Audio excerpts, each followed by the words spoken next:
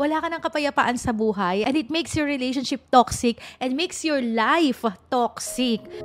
'Di ba? Ano ba yung meron sa isang toxic relationship?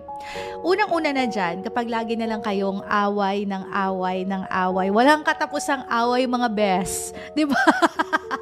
Yung away nyo pa naman, yung kahit na maliliit na mga bagay, pinag-aawayan nyo at nagiging malala. 'Di ba? Tapos minsan away kayo ng away dun sa mga same things na pinag-aawayan ninyo paulit-ulit.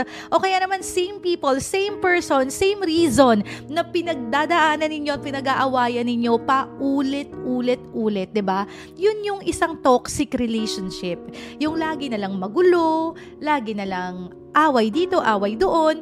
Minsan naman, nasasabi ko na toxic yung relationship kapag maraming selosan, maraming pagdududa, 'di ba, sa isang relasyon. Ibig sabihin